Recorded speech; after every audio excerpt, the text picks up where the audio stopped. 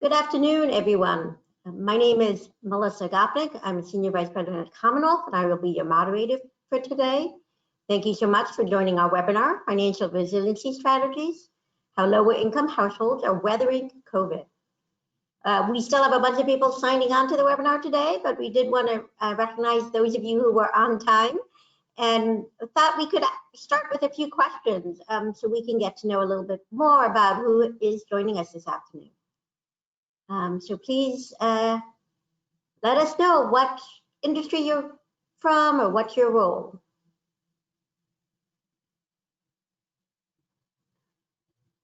Let's give it a few seconds so people can fill this in. Let's see where we're at. Oh my, lots of others. That's wonderful. Well, if you wanted to in the question box, you could let us know what other meant. And then around equal amounts of people from banks and credit unions and from fintechs, which is exciting. Welcome all. We'd also like to ask another question because we're going to be talking a lot about resiliency strategies. And so I'd like to get a sense from each of you, what would be the first thing that you would do to have the money to pay your bills if you lost your job? Some of you may have already actually lost your job during this crisis. And if so, what did you do? And we will be presenting research on what the households we have been talking with have done. But would like to hear, what do you think you would do?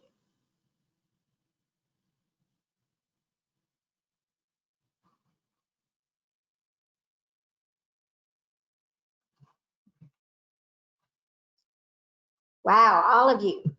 I'm hoping that's not because you all know that we are about savings, but many of you said that you would use savings. And in fact, I don't want to give away the shop here, but that is in fact what we found as well.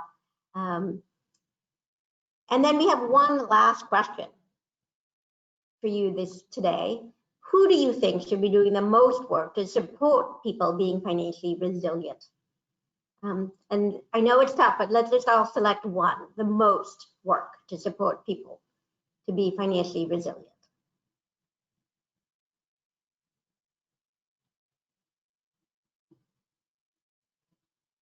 Give it a few seconds. Let's see, what do people say?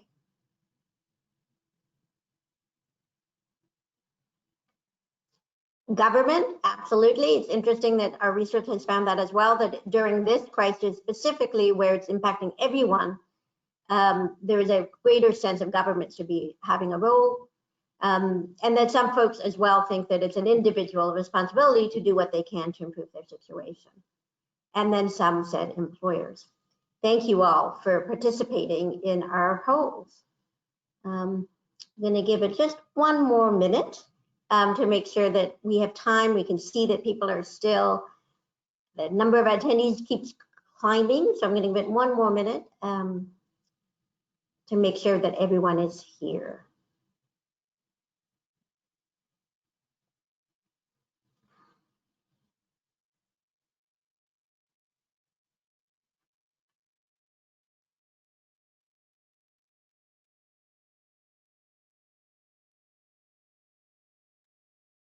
Why don't we go ahead and get started?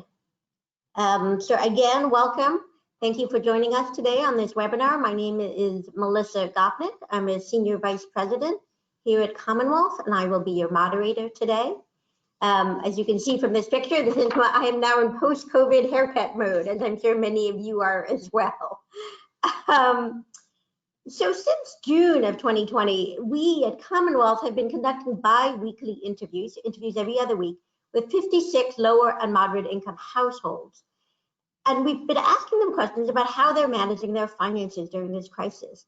I think this research is particularly interesting because there's lots of studies out there that ask the hypothetical question around what would you do if you had an emergency? And what's fascinating for me about this research is we're trying to find insights, like near real-time insights about what people are actually doing in the middle of a crisis. And we hope that that's informative for all of us to figure out what we can actually do right now during this crisis, but also when the crisis is over. So today our agenda is, I'm going to start with a brief introduction to two of the households that we have been talking with, and provide some more definitional clarity to what we mean when we say financial resilience. That term gets used a lot, and we want to be clear what we mean by it.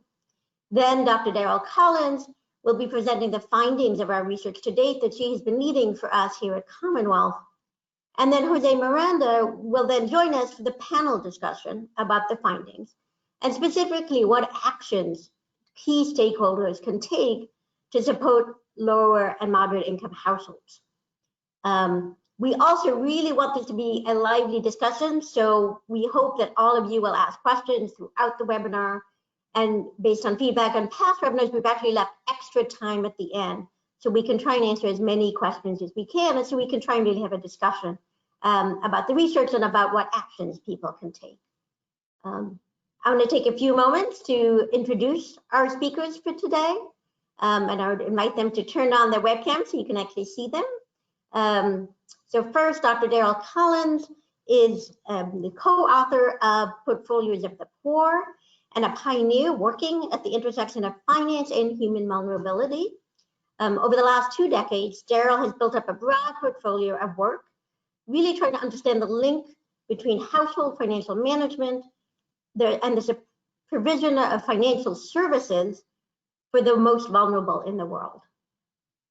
Jose Miranda is also joining us, and he's the Director of Economic Justice at Chaya, a community development credit union located in Jackson Heights, Queens, which was in fact one of the first epicenters of the COVID pandemic in the US.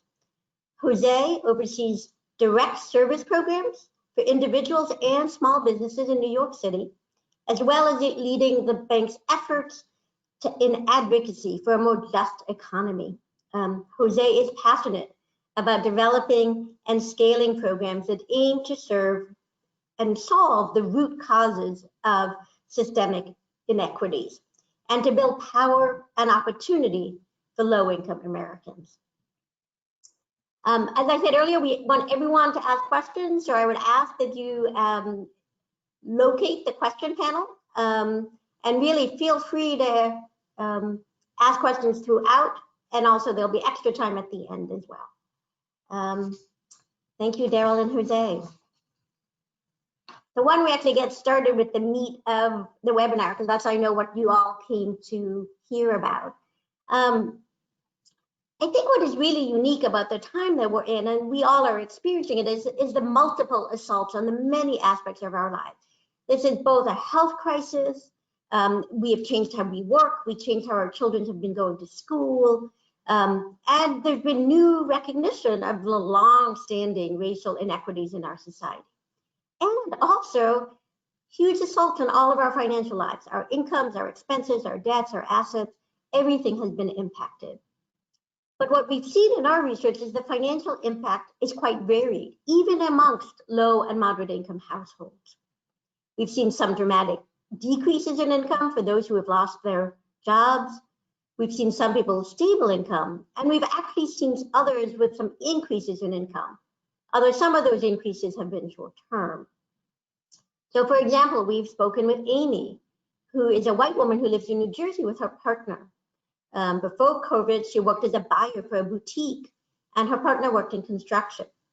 They have both since lost their jobs and have seen extreme ups and downs in their income. They have now started receiving unemployment so they can pay their bills, but they're uncertain about what's going to come next. Amy's actually thinking about, could she start her own business in this opportune moment.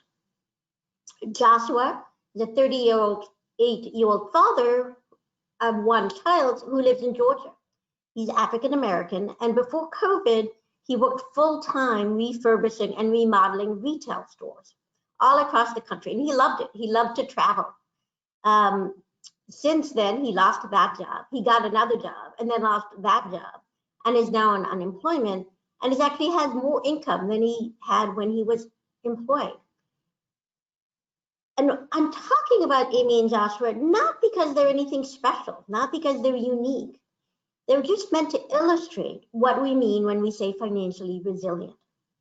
We don't think of financial resilience as a trait you are born with. It's not like the color of your eyes. Nor is it a virtue. that if you work really hard, that's when you only then can you become financial resilient. We think of financial resilience is the result of the financial tools that you have access to that are designed to meet your specific needs, wants, and aspirations. Financial resilience is the result of the actions of employers, financial institutions, fintech, and government. And it's the actions that they choose to take will make people be able to be financially resilient or not. People can't do this on their own. They need all of us. I'm going to now turn it over to Daryl to actually talk about our early research findings. And then we will have, I hope, will be a lively conversation with Jose and all of you about the findings that Daryl will be presenting. You can also find more in-depth findings with a couple of briefs and some profiles of people other than Joshua and Amy, and more information about them on our website, buildcommonwealth.org/FRP. I'm going to turn it over to Daryl. Take it away. Thanks, Melissa. And I want to thank Commonwealth for being such incredible partners for this project. It's been a great experience so far. So one of the things I want to talk about first is who is in this sample of 56 people. So on the next slide, what you see is just a little bit. I mean, generally, we were trying to get a breadth of people across the US. We really tried to make sure that we were hitting different ethnicities and different levels of income, but also different levels of different types of jobs, different levels of gig income, different family sizes, and obviously different geographies and across different states. One thing I want to mention before we move on to the next slide is that 86% of these respondents had what we call regular jobs, in other words, salaried jobs before COVID. And if you look at the next slide, about half of them lost their jobs. Now, of that, only a portion were receiving unemployment by the time that we started talking to them in June. Others were waiting for unemployment because they had gig jobs or contract work, which were more complicated and they weren't processed as quickly. And others just simply hadn't applied for unemployment. But this slide is taken from the households, the 15 of them who were receiving unemployment. Now, the supplementary benefits really helped people out. But what is less known is how volatile people's income was while they were waiting for unemployment. So if you look at this slide, in some ways, when I look at it, I can't imagine myself living through this amount of volatility. So people's incomes dropped like a rock. Nearly 75% of their income just went away after their job losses. But then it took about 2 months for unemployment benefits to kick in. Now, during that time, people might receive a backlog. And so they received sort of a large lump sum of money, and then they started receiving the unemployment, but they didn't really know how much they were going to get. So that really messes up your budgeting. So though some people have more income than pre-COVID, they didn't know what their new budgets looked like. And that really put them into a tsunami. What we're now seeing in the month of August, after supplemental benefits expired at the end of July, we're now watching to see how households are going to experience this second drop in income. So remember, it's not the first drop, it's the second one. And if you can imagine budgeting through this type of volatility, if you can imagine managing your money and making decisions, you can see how complex it's been for these households. So on the next slide, there's an example of Maggie, who went through this process with her family. Now, she's the mom of 2, and both she and her husband were working. They had moved from Chicago to a rural town in Mississippi, and both of them lost their jobs. Now you can see that in March, when they both lost their jobs, they had a tremendous fall in income. And you can see on the first ladder, I mean, I'm envisioning that this all looks like chutes and ladders.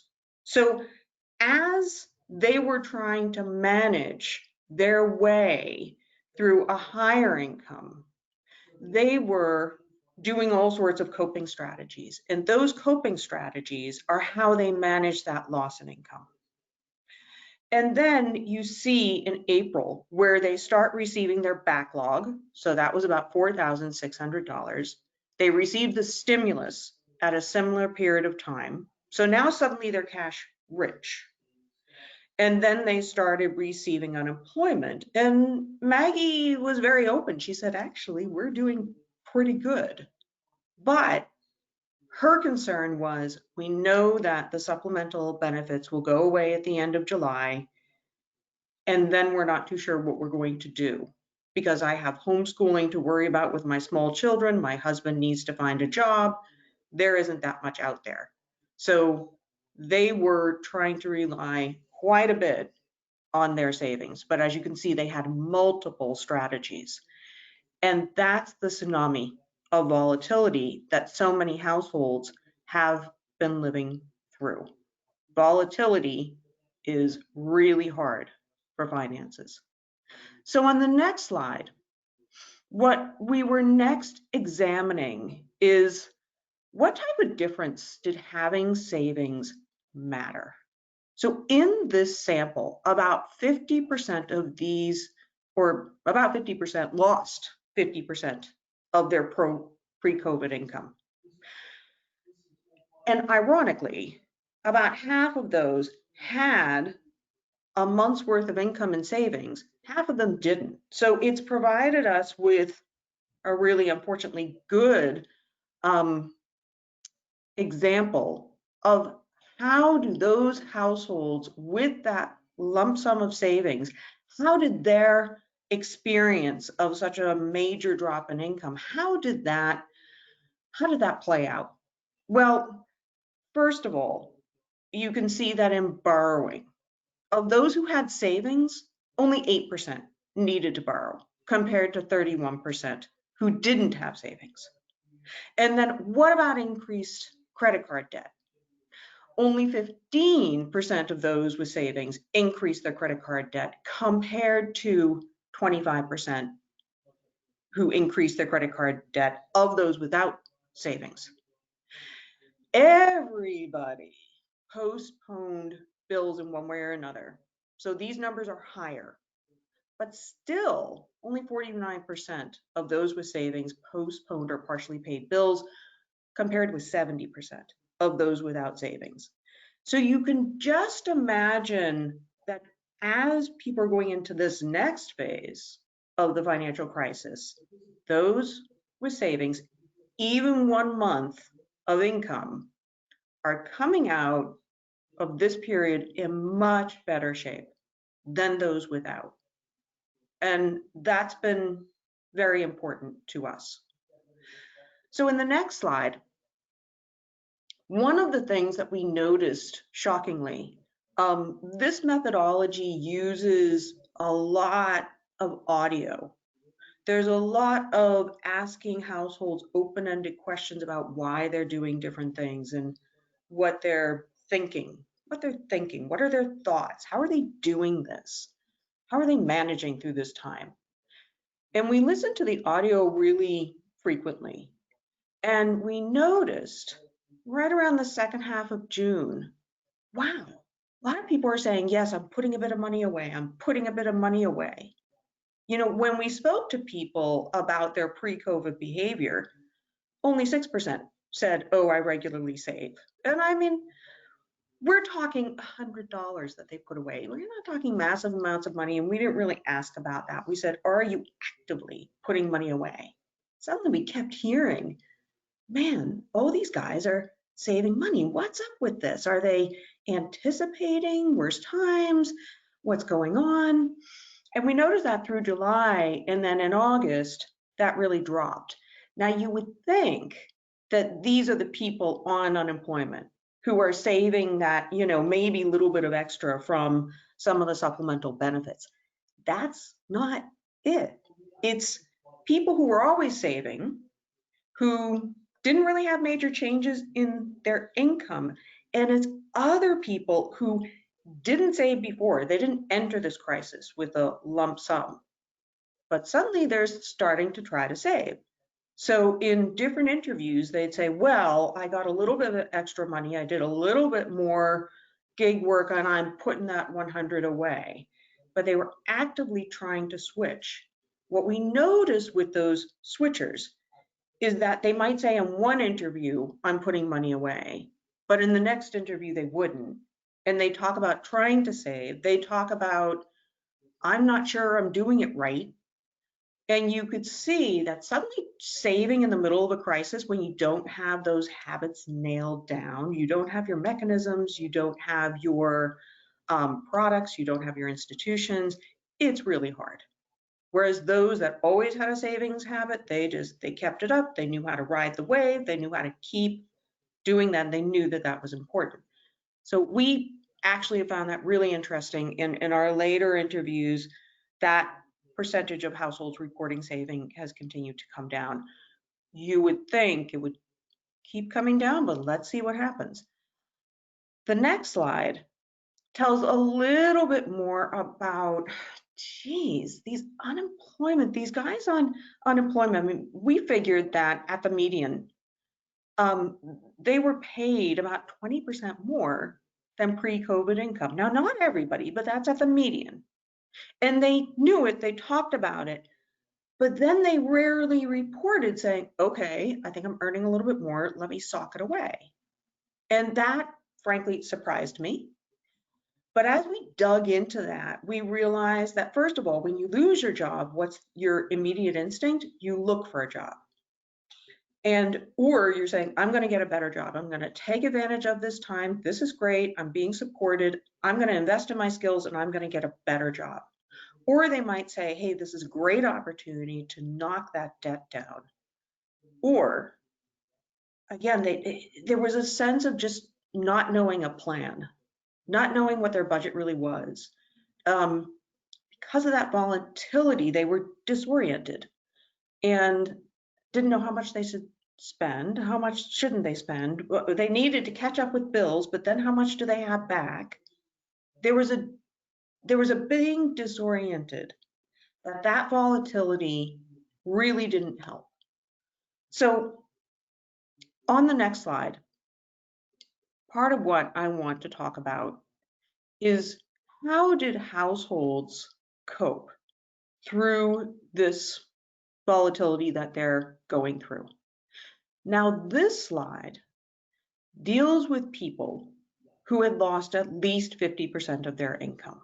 So in other words, this slide is dealing with the folks who really had to use some sort of strategy.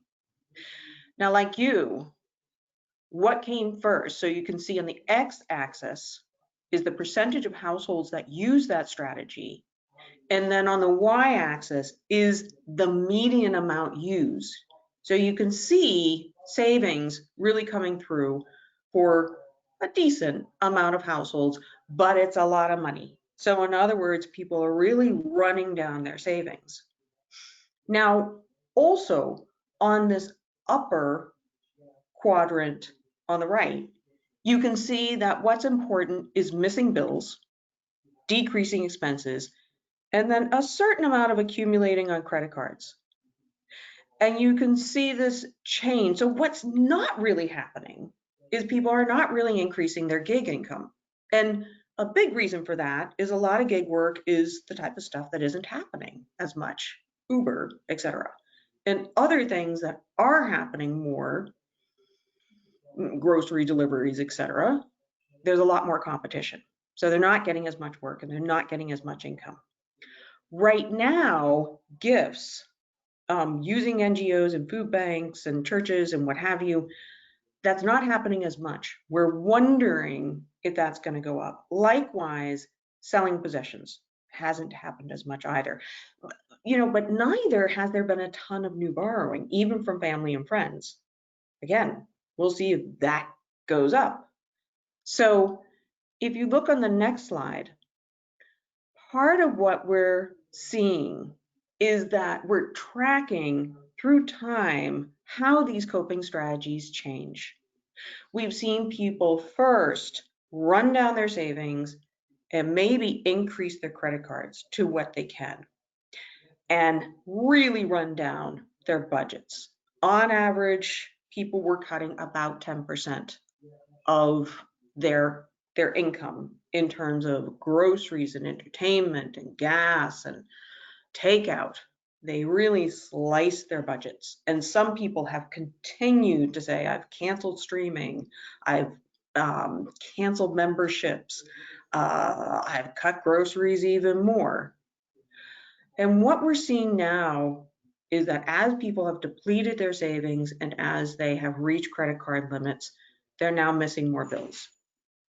And we're wondering, well, what's going to come next? Are we going to see more community-based support? Are we going to see more food bank usage? Are we going to see more loans from communities? We're going to actually also dig in deeply into what institutions have been helpful and why. We have a set of very open-ended questions where people are just talking about how institutions have been helpful to them. So far as we listen to the audio, seems like one of the key things that stick out is information, but we'll be doing a deep dive analytics into some of those responses. We do also want to really think about how has family and community really played a role. Again, as I said, so far we haven't seen that very much. We want to really make sure, maybe there's a definition of community or family or different ways that family can help that maybe we didn't catch. So we're going to deep dive that a little bit. And we're going to look more at how families have generated extra income. And lastly, the role that debt has played. How has that worked? How do people think about it? What are they concerned about? So let me stop there and hand it back to Melissa. Wonderful. Thank you so much, Daryl, for that presentation. And actually, Jose, why don't you and Daryl both come back and join us so we can have a conversation. And I'll remind everyone who's on this webinar to please put questions in the question box. We would love to have this be a full conversation. But I'm going to kick it off by asking Jose, you, for the first time, heard what our early research is saying. I'd love to hear what resonated. What have you been seeing that's different or the same? Yeah, no, it definitely resonated. I think a lot of what we've seen really matches up really well. Just a lot of folks first going to their savings, increasing their debt. And one particular thing that stood out to me was this like sense of confusion around, I'm not sure what I'm supposed to do next. Am I saving right? Am I saving the right amount? We've been getting a ton of questions for that. Another thing that really stood out to me was also the volatility. And I think that has also led to a lot of confusion, a lot of desperation when it comes to planning. First waiting for that unemployment to come in. We're based in New York City, New York State. We experienced delays of, up to 6 weeks in some cases. We had tons and tons of people calling us, asking us if we could assist them while they were waiting for that first check to come in. And then once it did come in, people falling behind on their bills, falling behind on their rent, and now questioning, all right, what's the right thing for me to do with this large amount of money? I've gotten this backlog of money. What do I do now? What's the right decision? Do I pay down these bills? Again, as you mentioned, is it up? It's going to be up at the end of July. Should I just save all of this money and continue to save my bills continue to not pay my bills because I don't know what the future looks like? There's just a ton of confusion and frustration around the uncertainty right now. Yeah, no, I think we're seeing the same thing. I'm curious because we know that Black and Latinx and women-headed households have been disproportionately impacted both by the disease and by the financial impacts of the pandemic. And I wondered from both of you, kind of, have we seen any difference in coping strategies? We know the impact has been different based on, historic inequities that have led to differential impacts of the COVID epidemic. But I'm wondering if you're seeing any kind of difference in coping strategies. Jose, do you want to take a stab at that one first again, and then Daryl? Sure. I think what we're seeing a lot in communities of color is that their backup savings has been just a little bit lower than other communities, and so they haven't had that backup to be able to assist them. And so while many of us also have the luxury of being able to work from home and avoiding things, when you don't have that savings, you're forced to go to work and put yourself in potentially a dangerous position with a disease growing out there. And this sort of sense of duty to provide for your family has led a lot of folks to continue to work, particularly cash workers. There was a lot of disinformation around the PUA and who would be eligible for unemployment. And so a lot of cash workers continued to work to try to provide for their families. So I guess I would say, rather than doing a lot of coping, they tried to keep things as business as usual as possible. Fascinating. Daryl? I think in some ways I've heard more debt aversion from the people in our sample, the Black and Hispanic folks in particular. And that might be, obviously lower incomes for sure, but the debt aversion, I think that there's been a lot of resolving that debt and maybe less of a focus on savings. And therefore that has in some ways not served well in this crisis. This is very much a savings focused crisis. It has really struck me. But there is a strong sense of debt anxiety. I want to make sure I don't get into the same situation that I would likely had. A lot of people talk about past situations and not wanting to go back there.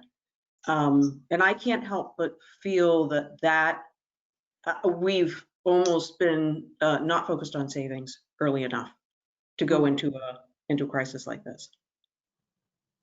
Yeah, I want to echo that. I think in a lot of communities, there is quite a bit of debt aversion, particularly in immigrant communities, I would say. There's this sense of like debt is this evil thing, and you should never try to take on any debt.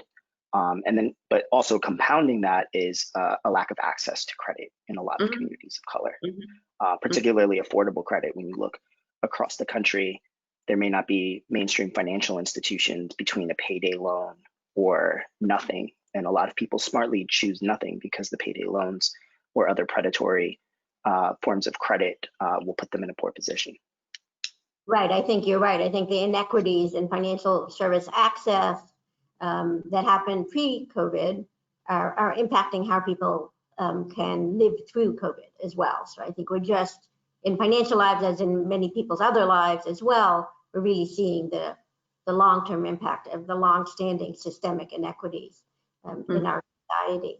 I'm curious though, Jose, in terms of when you talk about financial services and the long-standing inequities, and you work at a credit union, what do you think financial services could be doing now to support households who are going through this crisis now? What could they be doing post-crisis? Yeah, so we're a community development corporation, not a credit union, but we work very closely with a lot of financial institutions. Where we're seeing the most sort of need for borrowing right now and challenges is really around a lot of our small business owners. Access to programs like PPP and the EIDL it's particularly challenging in the immigrant communities that we serve, both from a digital literacy and digital access perspective, as well as language access, going to financial institutions that don't speak foreign languages, applications and materials aren't translated into local languages. And then particularly with sort of the informal nature of a lot of really small micro businesses, right? If it's a mom and pop shop with maybe just one employee, but you're required to provide a few years of documents to show that you've been impacted by COVID, or show your payroll records for a program like PPP when you've been employees in cash, or just have a handwritten ledger in your office somewhere. I think, financial institutions and the government should really focus on how to reach the most vulnerable populations, right? There's sort of ease of access for the mass market. And the numbers play out when you look at who is actually receiving funds from PPP, right? In New York City alone, something like 60 to 70% of the funds were accessed by businesses in Manhattan, while the outer boroughs, where immigrant-owned businesses, did not have access to those funds. Yeah, no, absolutely. That makes total sense. And I think what we have also seen is a lot of financial institutions are doing special things for their higher income households, such as offering overdraft protections or miss a payment on a credit card. And they're not offering that equally to people who are either have a lower credit score or a lower income. And I think it would be interesting to see, imagine if a financial institution or a credit card company offered those same benefits to all, especially knowing that the impact of this crisis has impacted lower income folks more. So imagine if a bank said to all of their clients, we won't charge any overdraft fees while this crisis is going on, or if all credit card companies offered a missed payment option. One could imagine that would have a much bigger impact for these households than for the households that they're currently aimed at. So that's something that I know we've been thinking a lot about. And also, financial institutions have a lot of data. They know how much money you're getting into your account. And so they could clearly use that data for good to provide some personalized and customized recommendations. If they see your balance is way up, maybe they can say, oh, time to open a savings account, and help you do that. So it does feel like there's a lot of room for innovation to really support these households. Daryl, do you have any thoughts on this question? Yeah, I think that a big part of the confusion that people felt was around information.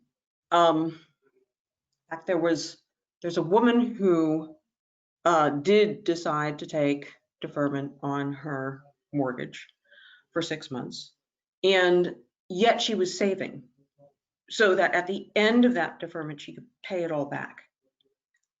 And I don't know if that would have been necessarily the greatest strategy, as opposed to, or knowing that there were several different options.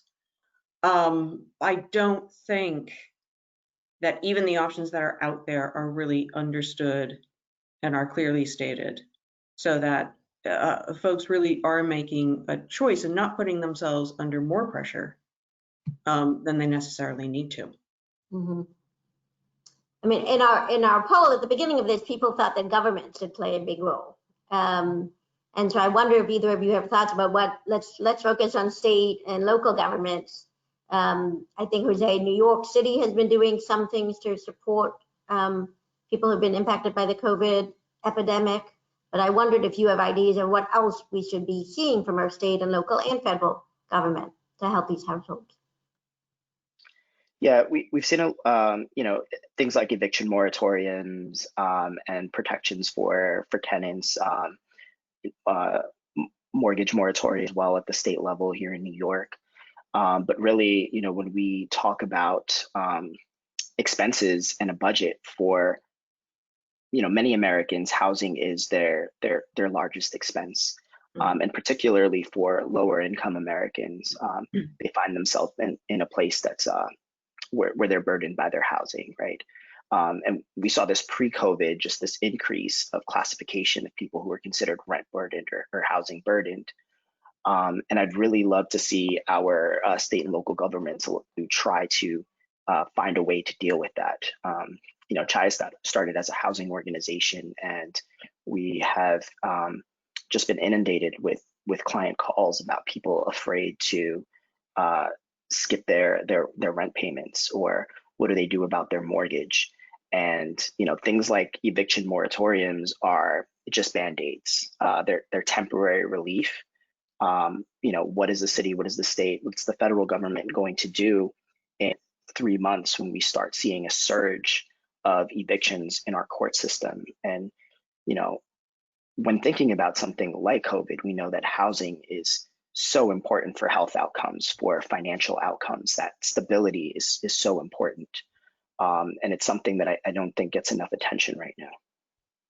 Yeah, I mean, that's so true. If you remember back to kind of Maslow hierarchy of needs, right, the most important need is safe housing, right? That's the number one, and that and food, and both have been impacted. Daryl, have you been hearing anything about housing in the interviews? Well, I think that people are very, very reluctant to miss their rent. Just very reluctant. It still remains the thing that they really want to pay. They'll miss bills on, electricity and water and gas and mostly utilities, not a big surprise, but rent they don't want to touch quite yet.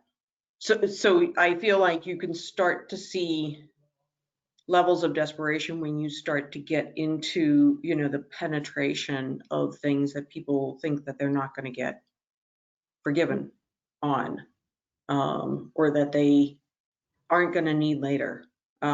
They're digging into some of their last resources. We haven't quite seen that yet, but it could be coming up very quickly. No, it's super interesting. We haven't talked about employers. So some people are still employed. And I think we have found in what Daryl called the switchers, people who are trying to build a savings habit. Many of them are still employed, in fact. And so I wonder, what role do we think employers might be able to play? I mean, our audience didn't think a lot of employers is an option, but I wonder if either of you have any ideas about what role they might be able to play. Yeah, I mean, I've worked in this sort of intersection of personal finance and employers for quite some time. And I've long pushed for, and I hope that we can get to the point now realizing this, but I've long pushed for a sort of an emergency savings account for employees, right? We have 401ks for retirement, we have health savings accounts and things like that. But there really hasn't been an effort from employers to help their employees think about their emergency savings in some ways. And, I understand there are tax incentives around 401ks and savings accounts, and maybe it takes that sort of effort at the legislative level to incent this type of behavior. But I think the place you get paid, the place where you receive your paycheck from, really is a great junction to start thinking about savings. Yeah, I think I wanted to echo some of those sentiments for the gig employers, if you will. I feel like a lot of what we've been hearing has been a need for financial management of anything that income comes through. So if you are providing some sort of service that touches income, you're inherently a financial service provider. And there were a lot of opinions about, I really like working with Uber because they allow me to do this. I like working with Lyft because they allow me to do that. There were a lot of very strong opinions about the nuance of how you could withdraw your money and how you could leave it behind, etc. So I feel like the fintechs as well could be doing a lot more and fairly easily to help that out. Right, and I think it is easy, right? It's, if we wanted to do tax incentives, absolutely, that's perhaps more complicated. But most employers already offer, for example, split deposit, which is an easy way to help people to start to save because it's automatic out of their paycheck. We've also seen some record keepers who are now starting to offer savings products along with the 401k. And so there's all sorts of new opportunities, I think, for employers to do just what you're suggesting, Jose, which is to really think more about how they can facilitate savings for their employees. I mean, I think what Daryl said, we found switchers really wanted to do it and sustain it over time because it was too hard and too complicated. So if employers, fintechs could make it easy for them, lots of research has shown that that will make a big difference to that. I want to actually ask a question of both of the panelists and also of all of you in the audience. Feel free to put your answers in the question box. And this is a, imagine if you have a magic wand kind of a question, right? Imagine if you were the ruler of all the world. And if you could just get anyone or any organization or any institution to do just one thing, you had one wish. It's not 3 wishes like Aladdin, it's one wish. Imagine if you had one wish about what people should be doing to support lower income households now during the crisis, and one wish for what you'd want them to do, let's see, I'm going to say pessimistically, in 2022, when we're all back, hopefully to a new normal, but when the COVID epidemic is in our review mirror. So one thing now and one thing in, let's say, 2022, in my pessimistic worldview. And I would encourage the audience to let us know what you think as well of these 2 questions. Jose, Daryl, who wants to be the prognosticator first? I think anything, I mean, I've become fully convinced that having some sort of emergency savings and low amounts do help. It's really come through in this research. So anything that can establish that drip of savings is incredibly helpful. In our successful savers, our always savers, there's often a small mental accounting. If somebody in the households does something on the side, it's not the main income, but it's supplementary income. And that goes automatically into savings as if it never came in. That's exactly what has stood these always savers very, very well. So frankly, I think it would be that as far as helping with the next crisis. Good, thank you. So taking your pessimistic view of, things may not be good till 2022, I'd say currently, just given the length of the crisis to date and the uncertainty around how much longer this will last, I really am adamant that I think that, income replacement is really the only sort of thing that'll help low income folks at this point. The research shows people have already dipped into their savings. That's always going to last but so long. And then what happens? You can't borrow for either, because once you're back to work, you're unable to pay it back point, or it becomes unaffordable. But looking ahead at 2022, I do think that this research also shows that this myth of lower income folks are just bad at managing their money has really been proven to be a myth. People are responsibly saving. They're trying to save, and they're trying to make the right decisions and come through. Challenge is really that there's a lot of confusion. There's not enough information about how to plan and what to do. And so looking ahead at 2022, I'd really love for systems to be set up, for more information to be shared. You mentioned financial institutions, fintechs. There's all this artificial intelligence that can predict how people are going to receive their money and spend their money and things like that. Give people the credit that they deserve, give them those insights, and help them make the right decisions. Yeah, no, I mean, I think that's right. I think it's interesting when we really have seen a shift in this crisis around people understanding it's not individuals making bad decisions when everyone is impacted in the same way. So I think that is a real learning, hopefully, that we can reinforce in the coming 2 years. I think one of the big things that is some sense of predictability. So the volatility of not knowing where your finances are going to be next month, because government benefits are so screwy right now. So if there's any way of saying for government to just say in the next year that we're going to do it for another year, to give people a sense of security, so then they can make better decisions. We have people who were getting unemployment, and they wanted to use this time to look for a better job, to improve their skills, but they didn't know if they had the time to do that. This could be a huge opportunity for people to really invest in themselves and invest in building their skills, if there was some real predictability, and letting people feel that predictability, that cognitive, getting rid of that cognitive load of the volatility that people are experiencing, I think would be incredibly important. So there could be some predictability that government could do on that. That would, I think, would be incredibly important right now. And then I think in the longer term, the more, I mean, clearly emergency savings, that's what Commonwealth talks about a lot. So I feel like I don't need to repeat that. But really understanding, as you said, Jose, that people do the best things they can do with the options that they're presented with.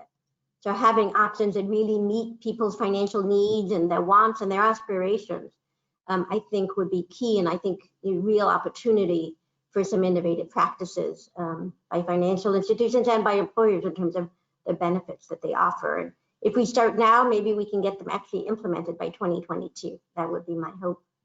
So I do want to see what our audience is saying.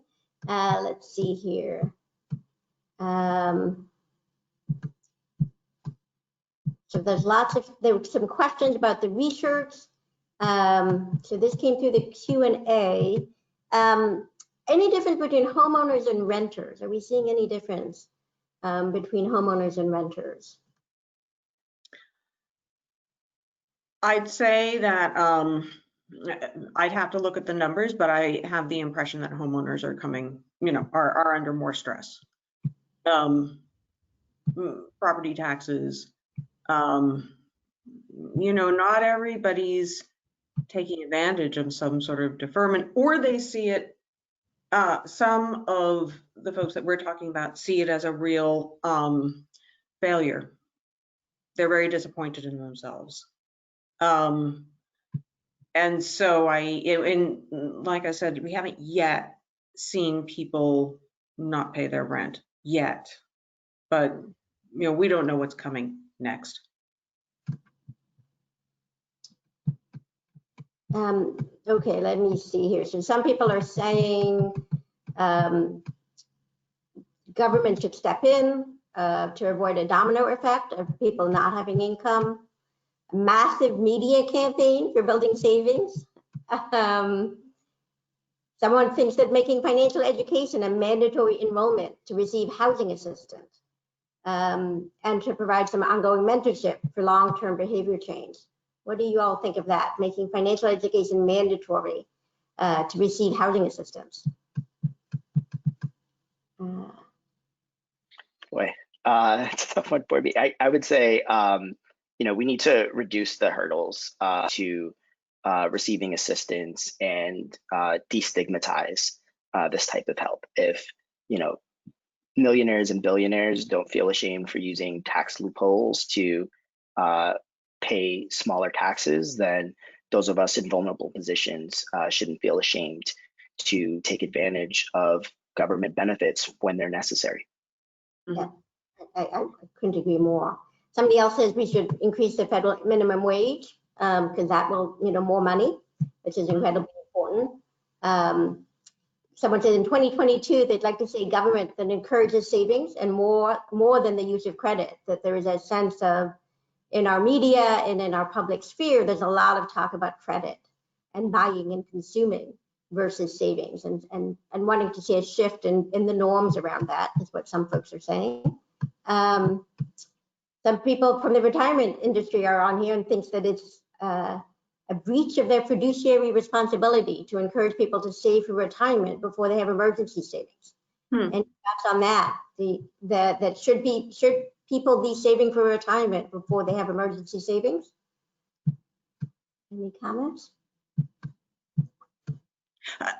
I think that, this is such a different, it's been interesting to sort of hear what folks are doing and wonder if the treatment of, how they're treating their debt versus how they're treating their savings, are they sort of doing the right thing for this particular crisis? Because again, it's interesting, this particular crisis is about agility.